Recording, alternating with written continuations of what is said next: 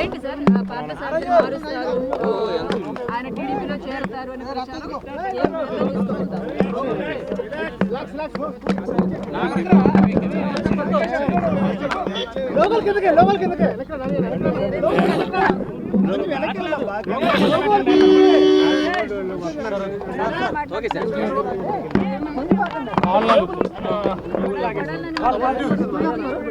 ఎక్కడా కూడా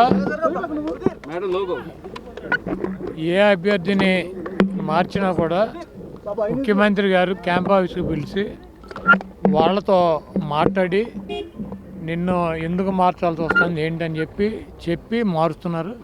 ఇవన్నీ కూడా పార్సార్ని మారుస్తారు, నానిని మారుస్తారు, ఇంకోళ్ళని మారుస్తారు అన్నది ఇవన్నీ కూడా ప్రచారం తప్పించి వాస్తవం కాదు. ఎక్కడ కూడా ముఖ్యమంత్రి గారు ఎవరితోనూ కూడా మాట్లాడకుండా అభ్యర్థులను మార్చేటువంటి పరిస్థితి లేదు. ఆయన ముందే పిలిచి ఈ పరిస్థితుల్లో నిన్ను మారుస్తున్నావు అని చెప్పి, లేకపోతే ఈ పరిస్థితుల్లో నిన్ను వేరే చోట పోటీ పెడుతున్నానని చెప్పి ఆయన చెప్తున్నారు. ఇవన్నీ కూడా ఊహాగానాలు, ఇవన్నీ కూడా నమ్మొద్దు అని చెప్పి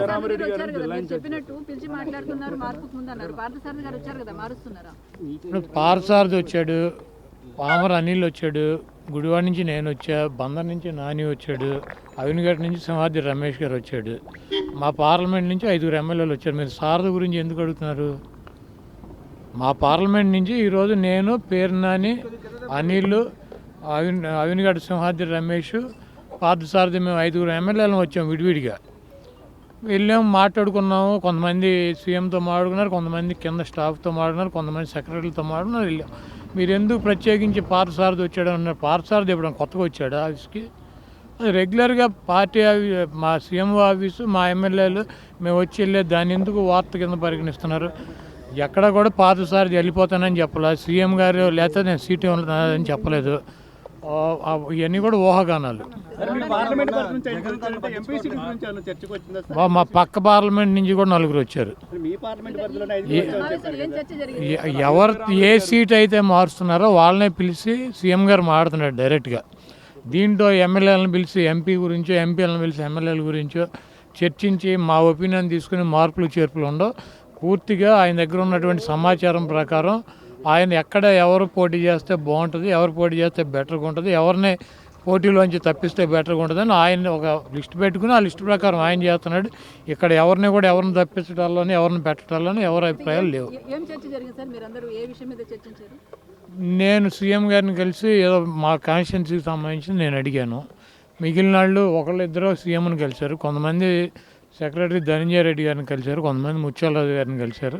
అక్కడ సీఎం వాళ్ళు మాకు ఎక్కడన్నా కలెక్టర్లకో లేకపోతే అధికారులతోనో ఎక్కడన్నా పెండింగ్లో ఫైల్స్ ఉంటే ఆ ఫైల్స్ క్లియర్ చేయమని, ఎన్నికలు వస్తున్నాయి కాబట్టి మాకు అడ్వాంటేజ్ ఉంటుంది కాబట్టి అక్కడ అధికారులు మా మాట పట్టించుకోకపోతే ఇక్కడికి వచ్చి చెప్పుకొని అవన్నీ క్లియర్ చేయించుకున్నాం. అంతేగాని దీనికేం పెద్ద మీరే చెబుతున్నారు కదా రేపు సాయంత్రానికి వస్తుందని. మీడియా కన్నా మాకేం తెలుస్తుంది? మా పేరు ఉందో లేదో కూడా మీరే చెబుతున్నారు.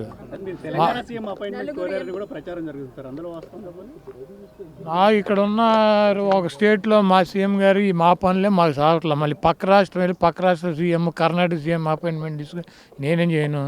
రేవంత్ రెడ్డి తాను ముఖ్యమంత్రి అయిన తర్వాత జగన్ ఫోన్ చేయలేదు అని చెప్పి మాట్లాడారు. ఫోన్ చేసి విషెస్ చేయలేదు.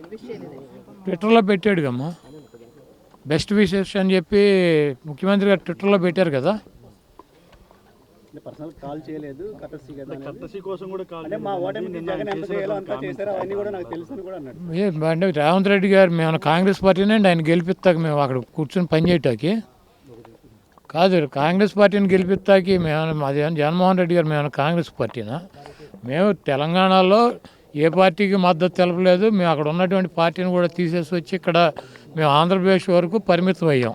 అక్కడ ఎవరు గెలుస్తారు, ఎవడు ఓడిపోతాడు అన్నది మాకు సంబంధం లేని విషయం. మాకు జగన్మోహన్ రెడ్డి గారు ఎగబడిపోవటం ఉండదు, దూరంగా వెళ్ళిపోవటం ఉండదు. ఆయన ఒక లిమిట్స్లో ఉంటాడు. ట్విట్టర్లో పెట్టాడు ఆయనకు అభినందనలు అని చెప్పి, ఆయన ఫోన్ చేసి అభినందించలేదు. ఆయనకంటే కేసీఆర్ గారు తొంటిరిగింది కాబట్టి ఆయన పరామర్శించాడు. ఈయనకి తొంటేం విరగలేదు కదా, ఈయన వెళ్ళి పరామర్శించారు అవటానికి. రాజశేఖర రెడ్డికి సంబంధించి రాజశేఖర రెడ్డి మరణానికి సంబంధించి కొన్ని కీలక వ్యాఖ్యలు చేశారు. 2009లో కొంతమంది టీడీపీ అదేవిధంగా టీఆర్ఎస్ ఎమ్మెల్యేని లాక్కునే ప్రయత్నం చేశారు, అందుకే ప్రకృతి బ్యాలెన్స్ చేసిందన్నట్టు వ్యాఖ్యానించారు రేవంత్ రెడ్డి.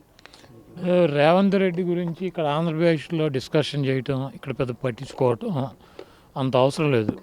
ఒకవేళ నాకు లేకపోతే మాకు ఎవరికైనా అపాయింట్మెంట్ కావాలంటే డైరెక్ట్గా ఢిల్లీ వెళ్తే సోనియా గాంధీ, రాహుల్ గాంధీ, ప్రియాంక గాంధీ అపాయింట్మెంట్లు దొరుకుతాయి.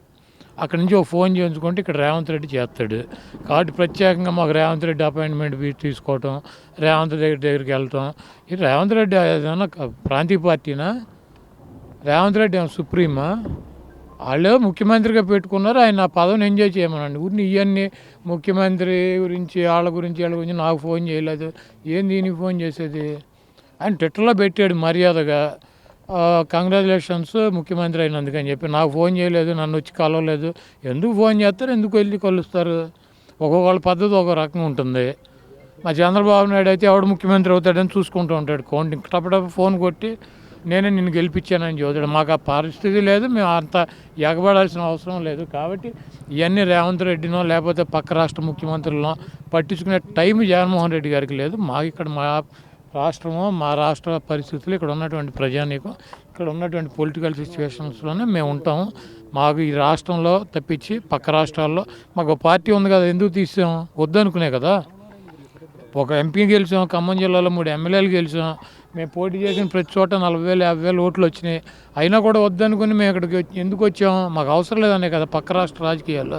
మళ్ళీ ఇప్పుడు ఏదో ఇవన్నీ కూడా ఏపీఎన్ రాధాకృష్ణ పని పాట లేకుండా అక్కడ ఒక సొల్లు ఎకిలి పురాణం అని ఒకటి పెట్టి ఆ ఎకిలి ప్రోగ్రాంలో పెట్టే కార్యక్రమం ఇవన్నీ పెద్ద మాట్లాడుకోవడం.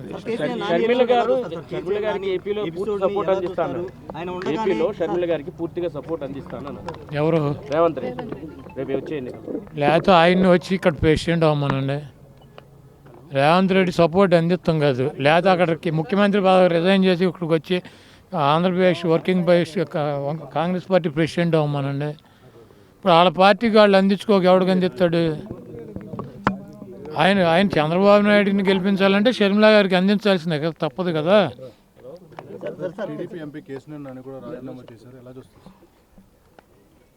చంద్రబాబు నాయుడు చాలా స్పష్టంగా డబ్బులకి సీట్లు అమ్ముకుంటున్నాడు. అతనికి కష్టకాలంలో ఉన్నటువంటి కేసీఆర్ నాని పక్కన పెట్టి వాళ్ళ తమ్ముడు 100 కోట్లు 150 కోట్లు ఇస్తాను అంటున్నాడంటే ఎంపీని పక్కన పెట్టి సీటు అమ్ముకున్నాడు.